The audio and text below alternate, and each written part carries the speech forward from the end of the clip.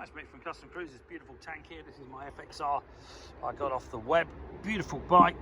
Needs a lot of work doing, I'll be honest with you. Fork seals are knackered. How it ever got for an MOT, I have no idea. But you can see here the tank. I've taken it off, stripped it all down, taken the, all the stuff out of it, and you can see there's quite a bit of rust in here. So what we're going to do is put the Wagner's tank rust remover in there, and this will obviously sort the rust. Quite a bit of rust on this. Beautiful paint job, by the way. It's Phoenix Customs, whoever they are, whether they're in America or not, but very cool paint job. And the bike basically needs a damn good going over. Somehow it managed to pass an MOT with absolutely shag fork seals. Definitely a bit of backhander going on there, but I'm going to keep this bike, so I want it right. But if you're interested, we do the Wagner's tank sealer. Very good stuff. What it will do, it will convert this rust into something that can be painted over, and then the sealer, which is amazing stuff, to be honest. The sealer, I do love the sealer. That will also massively stop any more corrosion. So we're going to make basically like a disc to go on here out of a squeezy bottle, something like that. Put some sealant on and bolt that in, and then we're going to seal the cap. We're going to seal the underneath, because obviously we've got the two drainers there, and the tap as well will be sealed with a rubber glove, and that's how I do it. Get a rubber glove and some tape, and that will actually do it. And then we're going to leave it for 2 or 3 days, and then basically this thing will be like brand new inside when we've done it with the sealer, and we've also done it with the rust converter. Okay, keep your eyes peeled for more work on the FXR. The carburetor here, this has been chucking fuel in like a 1.0 straight into the sump, so it was all full of fuel. So this definitely needs a massive rebuild, which again, not a big job.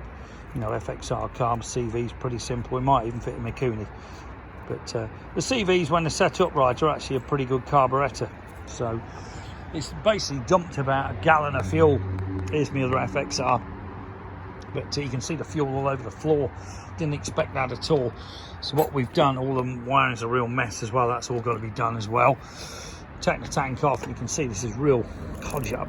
The wiring's horrendous, which is obviously why they've got this. The tank was actually notched up to be higher.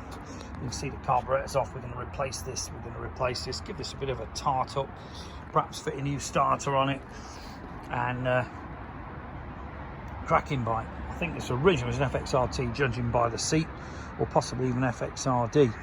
But beautiful machine when it's going to be done, and I'm going to keep both of these babies for myself. So I've got quite an affection for these FXRs recently. I mean, the frame designed by Eric Buell, beautiful bit of kit, and as you can see how strong that thing is. You compare that to a Dyna or even a bagger frame, the bracing is enormous. Underneath there's an extra one as well down there, which the baggers and that don't have. The Dynas certainly don't have. And rubber mounted engine, cool as hell, beautiful to ride. But it really is a bike that I use pretty well every day at the moment. Cracking bike. Got the old fairing going on, the old bullet screen, the old bullet fairing. Came off from a guy down near Gatwick, got the 6-pot brakes.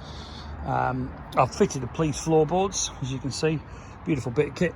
Police boards, absolutely amazing. Very, very comfortable. Getting hard to find. And I've fitted a heel toe shifter here as well. We do actually do this heel toe shifter if you need one. Okay, this one here you cannot buy normally at sensible money. We do these 75 quid, sell them all day long, and it will work obviously with whatever shift pegs you've got. So that bit there, basically top quality, proper alley, works out £75. But the Billet 6 awesome brakes. I've got to admit, they really are good brakes. And this bike, real biker's bike, not fucked around with, if you excuse the phrase. But beautiful bike. Do with the twin discs, like this model's got, the FXRD one, or FXRT. And that's the state of play with these beautiful FXRs. Got 4 or 5 of them at the moment, and I'll be honest with you, I love them. Half the weight of a bagger, well, not half the weight, but seem a lot lighter. Getting a FXRD fairing on one of them, possibly this one here with the twin discs.